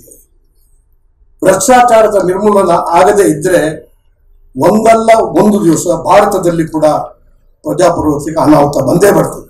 ಇದನ್ನು ನಾವು ಇವತ್ತು ನೆನ್ಪಿಟ್ಕೊಳ್ಬೇಕು. ಅದರಲ್ಲಿ ಕೂಡ ನಮ್ಮ ಬಿಡಿ ಜತ್ತಿಯವರ 113ನೇ ಬರ್ತ್ಡೇ, ಐ ಥಿಂಕ್ ಆ ಸಂಕಲ್ಪ ಇವತ್ತು ಭ್ರಷ್ಟಾಚಾರ ನಿರ್ಮೂಲ, ಆಡಳಿತ ಸುಧಾರಣೆಯ ಒಂದು ಕ್ರಾಂತಿಕಾರಿ ಬದಲಾವಣೆ ಆಗತಕ್ಕಂಥ ನನಗೆ ಪ್ರಿಯವಾದಂಥ ಸಬ್ಜೆಕ್ಟ್ ಕೂಡ. ಯಾಕಂದರೆ ಅದಕ್ಕೆ ರೂಪರೇಷೆಯನ್ನು ಹಾಕಿದ್ದು ರಾಷ್ಟ್ರ ಮಟ್ಟದಲ್ಲಿ ನಾನು, ಆ ಲೋಕಪಾಲ್ ಬಿಲ್ಲನ್ನು ಕೂಡ ತಂದದ್ದು ನಾನು, ಆಡಳಿತ ಸುಧಾರಣೆಯ ಕ್ಷಿಪ್ರ ಸುಧಾರಣೆಗಾಗಿ ತೀವ್ರವಾದಂಥ ಬದಲಾವಣೆಯ ಸಲಹೆ ಕೂಡ ನಾನು ಕೊಟ್ಟಿದ್ದೇನೆ. ಬಹುಶಃ ಜನಜಾಗೃತಿ ಆಗದಿದ್ದರೆ, ಜನಜಾಗೃತಿ ಆಗದಿದ್ದರೆ ಸರ್ಕಾರದಲ್ಲಿ ಜಾಗೃತಿ ಆಗುವುದಿಲ್ಲ, ಈ ಪ್ರಜ್ಞೆ ಮೂಡುವುದಿಲ್ಲ. ಆದ್ದರಿಂದ ಜತ್ತಿಯವರ ನಿಜವಾದಂಥ ನೆನಪು ಮತ್ತು ಅವರ ಜ್ಞಾಪಕ, ಅವರ ಋಣ ನಾವೇನೋ ಸಲ್ಲಿಸದಿದ್ರೆ ಭ್ರಷ್ಟಾಚಾರದ ವಿರುದ್ಧ ಆಡಳಿತ ಸಾಧನೆಯ ಕ್ರಾಂತಿ ಎರಡು ಪ್ರಮುಖವಾದಂಥ ಹೆಜ್ಜೆಯಾಗಿ ಇವತ್ತು ದೇಶ ರಾಜ್ಯದಲ್ಲಿ ತೆಗೆದುಕೊಳ್ಬೇಕು. ಯಾಕಂದರೆ ಅಧಿಕಾರ ಶಾಶ್ವತ ಅಲ್ಲ ಎಂಬುದು ನೇಪಾಳದಿಂದ ಈ ಸೂಚನೆ ಬರ್ತಾ ಇದೆ. ಆ ಸೂಚನೆಯನ್ನು ಬಹಳ ಗಂಭೀರವಾಗಿ ನಾವೆಲ್ಲ ಇವತ್ತು ಎಲ್ಲ ರಾಜಕಾರಣಿಗಳು ತೆಗೆದುಕೊಳ್ಬೇಕಾದಂಥ ಅವಶ್ಯಕತೆ ಇದೆ. ಈ ದೃಷ್ಟಿಯಲ್ಲೇ ಹೇಳೋದು ಬಿ ಡಿ ಜತ್ತಿಯವರ ಆ ಒಂದು ಸ್ವಚ್ಛವಾದಂಥ ಮತ್ತು ಆ ಮುನ್ನೋಟ ಅದೆಲ್ಲರೂ ಕೂಡ ನಾವು ಅನುಕರಿಸಬೇಕಾದಂಥ ವಿಚಾರ ಅಂತೇಳಿ ನಾನು ಇವತ್ತು ಹೇಳಲಿಕ್ಕೆ ಇಚ್ಛೆ ಪಡ್ತಾ ಇದ್ದೇನೆ. ಇವತ್ತು ನಾನು ಒಂದು ಪುಸ್ತಕ ಬರಿತಾ ಇದ್ದೇನೆ, ಅದು 5 ಸಂಪುಟ ಬರ್ತದೆ. ಈಗಾಗಲೇ 3 ಸಂಪುಟ, 3ನೇ ಸಂಪುಟ ತೋರಿಸಿದ್ವಿ. ಯಾಕೆಂದರೆ ಇತಿಹಾಸ ಇವತ್ತು ಇದು 3ನೇ ಸಂಪುಟ, ನಮ್ಮ ಬಸವೇಶ್ವರರನ್ನೇ ಆದರ್ಶ ಇಟ್ಟಿದ್ದೇನೆ 3ನೇ. ಯಾಕಂದ್ರೆ ಈಗ ಇತಿಹಾಸ ನಾವು ಕಲಿತೀವಿ. ಯಾಕಂದ್ರೆ ಸಾಕಷ್ಟು ಪುಸ್ತಕಗಳು ಬಂದಿದೆ, ಗ್ರಂಥಗಳು ಬಂದಿದೆ. ನಾಗರಿಕತೆಗಳ ಬಗ್ಗೆ ಬಹಳ ಗ್ರಂಥಗಳು ಬಂದಿದೆ. ಭಾರತದಲ್ಲಿ ಮಾತ್ರ ಅಲ್ಲ, ಇಡೀ ವಿಶ್ವದಲ್ಲಿ. ನನ್ಗೆ ಅನಿಸ್ತು ಏನೋ ಸಂಸ್ಕೃತಿಯ ಬಗ್ಗೆ ಸರಿಯಾದಂಥ ಗ್ರಂಥ ಇವತ್ತು ಜಗತ್ತಿನಲ್ಲೇ ಬಂದಿಲ್ಲ. ಯಾಕಂದ್ರೆ ಇವತ್ತು ಸಂಸ್ಕೃತಿ ಜನರ ಹೃದಯವನ್ನ ಜಾತ್ಯತೀತವಾಗಿ ಇಡೀ ಮಾನವ ಜನತೆಯ ಹೃದಯವನ್ನು ಜೋಡಿಸತಕ್ಕಂಥ ಒಂದು ದೊಡ್ಡ ಸೂತ್ರ ಅಂದ್ರೆ ಸಂಸ್ಕೃತಿ, culture, not civilisation. Civilisation clash ಆಗುತ್ತೆ. ನಮ್ಮ ದೇಶ ಆ ದುರಭಿಮಾನ, ನನ್ನ ದೇಶ ಮತ್ತೊಂದು ದೇಶದಲ್ಲಿ ಪೈಪೋಟಿ ಕೊಡತಕ್ಕಂಥ ವಿಚಾರ ಇವತ್ತು ಎಂಥ ನರಮೇಧ ಆಗ್ತಾ ಇದೆ. ನೀವು ನೋಡ್ತಾ ಇದ್ದೀವಿ, ದಿನ ಬೆಳಿಗ್ಗೆ ನಿರ್ದಾಕ್ಷಿಣ್ಯವಾಗಿ ಮಕ್ಕಳು, ಹೆಂಗಸರು, ಪೇಷಂಟ್ಸು, ರೋಗಿಗಳು ಇವರ ಇವತ್ತು ಯಾವ ನಿರ್ದಾಕ್ಷಿಣ್ಯವಾಗಿ ಕೊಲೆಗಳಾಗ್ತಾ ಇದೆ, ಜನಸೈಡ್ ಆಗ್ತಾ ಇದೆ. ಅದನ್ನೆಲ್ಲ ತಪ್ಪಿಸಬೇಕಾದ್ರೆ ಮಾನವನಲ್ಲಿ ಸಂಸ್ಕೃತಿಯ ಹೃದಯ ಜೋಡಣೆ ಆಗಬೇಕಾದ್ರೆ ಮಾನವ ಸಂಸ್ಕೃತಿ ಬೆಳಿಬೇಕು. ಆ ಒಂದು ಕಾಳಜಿಯಿಂದ ನಾನಿವತ್ತು ವಿಶ್ವ ಸಂಸ್ಕೃತಿಯ ಮಹಾಯಾನ ಅದನ್ನು ಪ್ರಾರಂಭ ಮಾಡಿದ್ದೇನೆ. 3ನೇ ಹೆಜ್ಜೆ ಇಟ್ಟಿದ್ದೇನೆ. ಬಹುಶಃ 3ನೇ ವಾಲ್ಯೂಮು, 4ನೇ ವಾಲ್ಯೂಮು ನಾಡ್ದು ಬಹುಶಃ ಜನವರಿ 26 ಬಿಡುಗಡೆ ಆಗ್ತಾ ಇದೆ. ಆಮೇಲೆ ಒಂದು 7-8 ದಿವಸದಲ್ಲಿ 5ನೇ ವಾಲ್ಯೂಮ್ ಕೂಡ ಬರ್ತದೆ. ಬಹುಶಃ ಅದು ಮುಂದೆ ಹೋದ ಹಾಗೆ ಒಂದು ಹೊಸ ದಾರಿಯನ್ನ ಇಡೀ ವಿಶ್ವಕ್ಕೆ, ಮಾನವ ಕುಲಕ್ಕೆ ನೀಡತಕ್ಕಂಥ ಒಂದು ಪ್ರಯತ್ನ ಅದರಲ್ಲಿ ನಾನು ಮಾಡಿದ್ದೇನೆ. ಇವತ್ತು ಪ್ರೊಫೆಸರ್ KS ಶ್ರೀಕಂಠನ್ ಅವರು ಒಂದು ಪುಸ್ತಕ ಬರೆದಿದೆ, Karl Marx and Mahatma Gandhi ಅಂತ.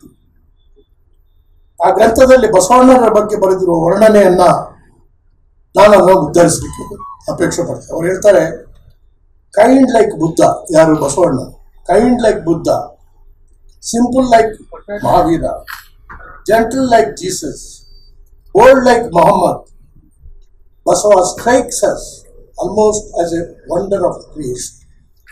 Wonder of creation. Basava strikes us almost as a wonder of creation. But what it attracts us most to him are those teachings of him in which he anticipated the greatest of modern thinkers. ಅಂತ ಒಂದು ದೊಡ್ಡ ಮಹಾನ್ ವ್ಯಕ್ತಿತ್ವವನ್ನು ಇವತ್ತು ಬಹುಶಃ modern not only modern thinkers of today but modern thinkers of the future ಅವರೆಲ್ಲ ಭಾವನೆಗಳನ್ನ ಇವತ್ತು ಜಗತ್ತು ಹೇಗಿರಬೇಕು ಅಂತೇಳಿ ಜಗತ್ತಿನ ಮಾನವೀಯತೆಯನ್ನ ಸೃಷ್ಟಿಸತಕ್ಕಂಥ ಮಹಾಶಿಲ್ಪಿ ಅದು ಬಸವೇಶ್ವರ ಅಂತ. ಈ ನೆಲದಲ್ಲಿ ಅವರು ಹುಟ್ಟಿದ್ರು, ಈ ನೆಲದಲ್ಲೇ ನಡೆದಾಡಿದ್ರು ಅಂತ ಹೇಳಿದ್ರೆ ನಮಗೆ ಬಹಳ ಹೆಮ್ಮೆ ಆಗ್ತದೆ. ಇವತ್ತು ಎಲ್ಲರ ಜನ ಮನದಲ್ಲಿ ಅವರ ಮಹಾನ್ ತತ್ವಗಳು ನೆಲೆಸಿದಾಗ ಮಾನವೀಯತೆ ಅದು ಉಳಿತದೆ, ಅದು ಹೋಗುವುದಿಲ್ಲ ಎಂಬುದನ್ನ ನಾನು ಹೇಳಲಿಕ್ಕೆ. ಬಸವಣ್ಣ ಬರಿಯ ಭಕ್ತರಲ್ಲ, ಸಿದ್ಧರಲ್ಲ, ಸಂತರಲ್ಲ, ಅಪಾರ ಲೋಕಾನುಭವವುಳ್ಳವರು, ಲೋಕದ ಸಕಲ ಸಮಸ್ಯೆಗಳನ್ನು ಬಗೆಹರಿಸಬಲ್ಲ ಮಹಾಮಹಾಜ್ಞಾನಿ. ಲೌಕಿಕ ಪಾರಮಾರ್ಥಗಳೆರಡನ್ನೂ ಏಕಕಾಲದಲ್ಲಿ ಸಾಧಿಸಬಲ್ಲ ಕಾರಣ ಪುರುಷ. ಅವರು ಮುಂದುವರೆದು ಹೇಳ್ತಾರೆ, ಬಸವಣ್ಣನವರು ವೀರಶೈವರ ಗುರು ಮಾತ್ರವಲ್ಲ, ಅವರನ್ನ ನಮ್ಮ ಮುಷ್ಟಿಯಲ್ಲಿ ಇರಿಸಬಾರ್ದು, ನಮ್ಮ ಮನೆಯಲ್ಲಿ ಮಾತ್ರ ಇರಿಸಬಾರ್ದು, ಇದು ವಿಶ್ವಕ್ಕೆ ತಿಳಿದಿದೆ. ಕನ್ನಡ ಕುಲಕೋಟಿಯ ಗುರು, ಭಾರತೀಯ ಕುಲಗುರು ಮಾತ್ರವಲ್ಲ, ವಿಶ್ವದ ಗುರು. ಅವರು ಕನ್ನಡಿಗರಾಗಿ ಹುಟ್ಟಿ ವಿಶ್ವವಿಭೂತಿಯಾಗಿ ಬೆಳೆದದ್ದು ನಮ್ಮ ಪುಣ್ಯ, ನಮ್ಮ ನಾಡಿನ ಪುಣ್ಯ. ಅವ್ರನ್ನ ಅಲ್ಲೇ ಉಳಿಸ್ಕೊಡ್ಬಾರ್ದು. ಅದೇ ನನ್ನ ಉದ್ದೇಶ. ಅದೇ ಅಲ್ಲಿ ಏನೋ ಒಂದು ದೊಡ್ಡ ಮಹಾ ಸಂಸ್ಥಾನವನ್ನ, ಒಂದು ಅಧ್ಯಯನ ಕೇಂದ್ರ ಅಥವಾ ಸಾಂಸ್ಕೃತಿಕ ಕೇಂದ್ರವನ್ನು ಮಾಡಬೇಕು ಅಂತೇಳಿ ನಾನು ಅಪೇಕ್ಷೆ ಪಟ್ಟಿದ್ದೇನೆ. ಆದ್ರಿಂದ ಇವತ್ತು ನಾವು ಬಸವಣ್ಣನವರನ್ನ ನಮ್ಮ ಮುಷ್ಟಿಯಲ್ಲಿ ಇಲ್ಲೇ ಉಳಿಸಿಕೊಂಡಿದ್ದೀವಿ. ಇವನ್ ಕರ್ನಾಟಕದ ಗಡಿ ದಾಟಲಿಕ್ಕೂ ಬಿಟ್ಟಿಲ್ಲ. ಇದು ಬಹಳ ಬೇಸರ. ಯಾರಾದ್ರೂ ಬೇಸರ ಮಾಡಬಾರ್ದು. ಕನ್ನಡ ದಾಟಿ ಅಲ್ಲ. ಯಾಕೆ ಬಿಜಾಪುರ ಜಿಲ್ಲೆ, ಬಾಗಲಕೋಟೆ ಜಿಲ್ಲೆ, ಗುಲ್ಬರ್ಗ ಜಿಲ್ಲೆ, ಈ ಜಿಲ್ಲೆಗಳನ್ನು ಬಿಟ್ಟು ಉಳಿದ ಕರ್ನಾಟಕಕ್ಕೂ ಹೋಗ್ಲಿಲ್ಲ, ತಪ್ಪ ಹೋಗ್ಲಿಲ್ಲ. ಆ ಕೆಲಸ ಇವತ್ತು ಏನು ಸುಮಾರು 40 ಭಾಷೆಗಳಲ್ಲಿ ವಚನ ಸಾಹಿತ್ಯವನ್ನ ಟ್ರಾನ್ಸ್ಲೇಟ್ ಮಾಡಲಿಕ್ಕೆ ಬಸವ ಸಮಿತಿಯವರು ಹೊರಟಿದ್ದಾರೆ. ಅರವಿಂದ್ ಜತ್ತಿ ಅವರ ನೇತೃತ್ವದಲ್ಲಿ ಇಲ್ಲಿ ವಿಶೇಷವಾದಂಥ ಕೋಟಿ ನಮನಗಳನ್ನ ಕನ್ನಡಿಗರ ಪರವಲ್ಲ, ಇಡೀ ಮಾನವ ಜಾತಿಯ ಪರವಾಗಿ ತಮಗೆ ಸಲ್ಲಿಸ್ತಾ ಇದ್ದೇನೆ.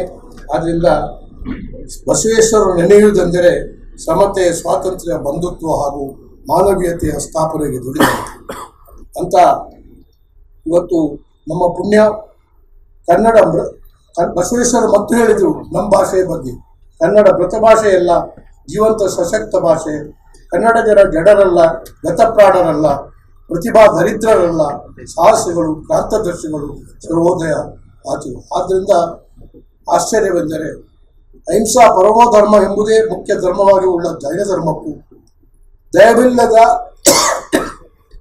ಧರ್ಮಭಾವೋದಯ ಎನ್ನುವ ವೀರಶೈವ ಧರ್ಮಕ್ಕೂ ಕರ್ನಾಟಕ ಸಮಾನ ವೇದಿಕೆಯಾದುದು ನಮ್ಮೆಲ್ಲರ ಗರಿಮೆಗೆ ಸಾಕ್ಷಿಯಾಗಿದೆ ಎಂಬುದನ್ನು ಹೇಳಿ, ಕೊಲ್ಲುವ ಧರ್ಮವನ್ನು ಒಯ್ದು ಒಲೆಯೊಳಗಿಕ್ಕುವುದು, ಕೊಲ್ಲಲಾಗದೆಂಬ ದೈವವನ್ನು ಮತವನ್ನ ತಲೆಯ ಮೇಲಿಕ್ಕು ಸರ್ವಜ್ಞ ಅಂತೇಳಿ ಸರ್ವಜ್ಞನ ವಚನದಲ್ಲಿ ನನ್ನ ಭಾಷಣವನ್ನು ಅಂತ್ಯಗೊಳಿಸಿ ಈ ಸಮಾರಂಭಕ್ಕೆ ಬಹಳ ಸಣ್ಣ ಚಿಕ್ಕ ಭಾಷಣ ಮಾಡಬೇಕು ಅಂತೇಳಿ ಅಪೇಕ್ಷೆ ಇತ್ತು. ಬಹುಶಃ ಸ್ವಲ್ಪ ಪ್ರೊಲಾಂಗ್ ಆಗಿರ್ಬೋದು, ಕ್ಷಮಿಸಿ.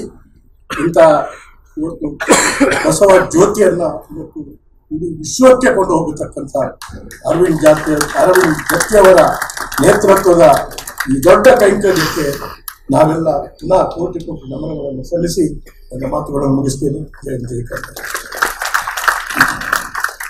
ಗೌರವಾನ್ವಿತ ಮೊಯ್ಲಿ ಅವರ ಆಶಯ, ಅವರ ಅಪೇಕ್ಷೆ ಖಂಡಿತವಾಗಿಯೂ ಬಹಳ ಆಶಾದಾಯಕವಾಗಿದೆ. ಅವರು ನಮಗೆ ಮಾರ್ಗದರ್ಶನ ಮಾಡಿದರೆ ಆ ಪಥದಲ್ಲಿ ನಾವು ಸಾಗುವ ಪ್ರಯತ್ನ ಖಂಡಿತ ಮಾಡ್ತೇವೆ. ಶರಣಾರ್ಥಿ. ಅದ್ಭುತವಾದ ನುಡಿಗಳನ್ನ ನಮ್ಮೊಂದಿಗೆ ಹಂಚಿಕೊಂಡಂತ ವೀರಪ್ಪ ಮೊಯ್ಲಿ ಅವರಿಗೆ ಇವತ್ತು ಸನ್ಮಾನ.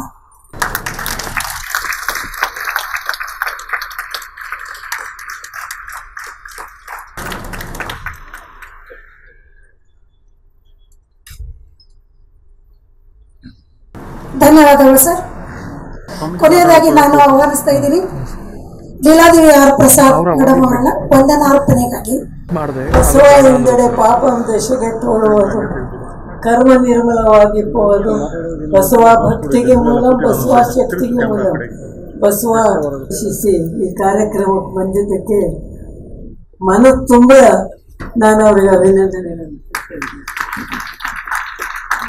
ಒಂದು ಇನ್ಸ್ಟೆನ್ಸ್ ಮರ್ತಿರ್ಬೋದು ಅವರು ಮುಖ್ಯಮಂತ್ರಿಗಳು, ನಾನು ಮರ್ತಿಲ್ಲ. ನಾನು ಅದನ್ನ ತಮಗೆ ಆ ಕೀರ್ತಿ ಹೋಗ್ಬೇಕು ಅಂತ ನಾನು ಹೇಳ್ತೇನೆ. ಇವತ್ತಿನ ಕಾರ್ಯಕ್ರಮ ವಿಶೇಷವಾದಂಥ ಕಾರ್ಯಕ್ರಮ. ಇವತ್ತಿನ ಕಾರ್ಯಕ್ರಮಕ್ಕೆ ನಾವು ಎಲ್ಲರಿಗೂ ವಿಶೇಷವಾದಂಥ ಒಂದು ಸೂಚನೆನೋ ಅಥವಾ ಒಂದು ಉಪದೇಶವನ್ನು ಕೊಟ್ಟಿರ್ತಕ್ಕಂಥ ಸನ್ಮಾನ್ಯ ನಮ್ಮ ರಾಜ್ಯದ ಮುಖ್ಯಮಂತ್ರಿಗಳಾದಂಥ ವೀರಪ್ಪ ಮೊಯ್ಲಿ ಅವರಿಗೆ ತಮ್ಮೆಲ್ಲರ ಪರವಾಗಿ, ಬಸವ ಸಮಿತಿ ಪರವಾಗಿ ಅಭಿನಂದನೆ. ಸನ್ಮಾನಿತರಾದಂಥ 3 ಜನ ವೇದಿಕೆ ಮೇಲೆ ಕೂತ್ಕೊಂಡಿದ್ದಾರೆ. ನನಗೆ ಗೋರೂರು ಚನ್ನಬಸಪ್ಪನವ್ರ ಬಗ್ಗೆ ಬಹಳ ಅಭಿಮಾನ. ಯಾವಾಗಲೂ ನನಗೇನಾದರೂ ತೊಂದರೆ ಆದಾಗೆ ಶಬ್ದಗಳು ಅರ್ಥ ಆಗದಿದ್ದರೆ ಅವ್ರಿಗೆ ಫೋನ್ ಮಾಡ್ತೇನೆ. ಯಾಕೆ ಮಾತು ಹೇಳ್ತಾ ಇದ್ದಾರೆ ಅಂದರೆ, ಅವರು ಒಬ್ಬ ವ್ಯಕ್ತಿ ಅಲ್ಲ, ನಮ್ಮ ಸಮಾಜದ ಒಂದು ಶಕ್ತಿ ಅಂತ ನಾನು ಹೇಳ್ತಿರ್ತೇನೆ. ಪಿನಾಕ್ ಪಾಣಿ, ನಾವು ಯಾವಾಗಲೂ ದೊಡ್ಡವ್ರನ್ನೇ ಯೋಚನೆ ಮಾಡ್ತಾ ಇರ್ತೇವೆ, ಅದರ ಮಕ್ಕಳಲ್ಲಿ ವಚನವನ್ನು ಇವತ್ತು ಬಿತ್ತರಿಸ್ತಕ್ಕಂಥ ಶಕ್ತಿ ಯಾರಿಗಾದ್ರೂ ಇದ್ರೆ ಸಹೋದರ ಪಿನಾಕ್ ಪಾಣಿಗೆ ಅಂತ ನನಗೆ ಆಶ್ಚರ್ಯವಾಗ್ತಾ ಇದ್ದಾರೆ. ಪಿನಾಕ್ ಪಾಣಿಗೆ ಈ ಶಕ್ತಿ ಹೇಗೆ ಸಂಪಾದನೆ ಮಾಡಿದರು, ಯಾವ ರೀತಿ ಮಕ್ಕಳಲ್ಲಿ ಇವತ್ತು ದೊಡ್ಡವರಲ್ಲೆಲ್ಲ ಮಕ್ಕಳನ್ನು ಕೂಡ ಹಾಕಿಬಿಟ್ಟು ವಚನವನ್ನು ಅವ್ರಿಗೆ ಹೇಳ್ತಕ್ಕಂಥ ಒಂದು ಶಕ್ತಿ ಪಡೆದಿದ್ದಾರಲ್ಲ ಪಿನಾಕ್ ಪಾಣಿ, ಅವ್ರಿಗೆ ತಾವೆಲ್ಲರೂ ಆಶೀರ್ವಾದ ಮಾಡಬೇಕು, ಇನ್ನೂ ಹೆಚ್ಚಿಗೆ ಶಕ್ತಿ ಬೆಳಿಬೇಕು ಅಂತ ಹೇಳ್ತಾ ಇದ್ದೇನೆ.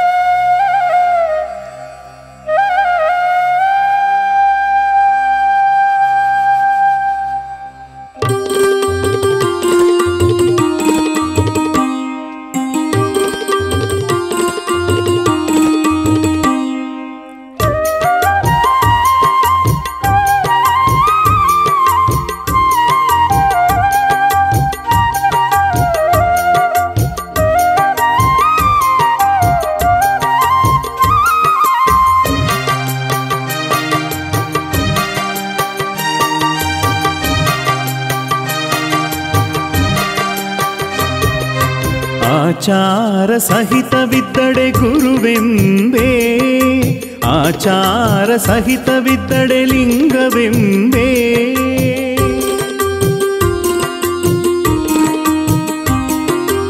ಆಚಾರ ಸಹಿತವಿದ್ದಡೆ ಗುರುವೆಂಬೆ, ಆಚಾರ ಸಹಿತವಿದ್ದಡೆ ಲಿಂಗವೆಂಬೆ. ಆಚಾರ ಸಹಿತವಿದ್ದಡೆ ಜಂಗಮವೆಂಬೆ, ಆಚಾರ ಸಹಿತವಿದ್ದಡೆ ಜಂಗಮವೆಂಬೆ ಸದಾಚಾರ ಸಹಿತವಿರದೆ ಅನ್ಯ ದೈವ ಸದಾಚಾರ ಸಹಿತವಿರದೆ ಅನ್ಯ ದೈವ ಭವಿಮಾಟ ಕೂಟವ ಮಾಡುವನ ಮನೆಯಲ್ಲಿ ಭವಿಮಾಟ ಕೂಟವ ಮಾಡುವನ ಮನೆಯಲ್ಲಿ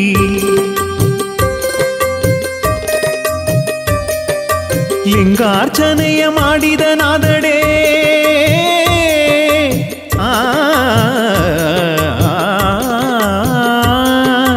ಲಿಂಗಾರ್ಚನೆಯ ಮಾಡಿದನಾದಡೆ ನಿಮಗಂದೇ ದೂರವಯ್ಯ ರಾಮನಾಥ ಲಿಂಗಾರ್ಚನೆಯ ಮಾಡಿದನಾದಡೆ ನಿಮಗಂದೇ ದೂರವಯ್ಯ ರಾಮನಾಥ ರಾಮನಾಥ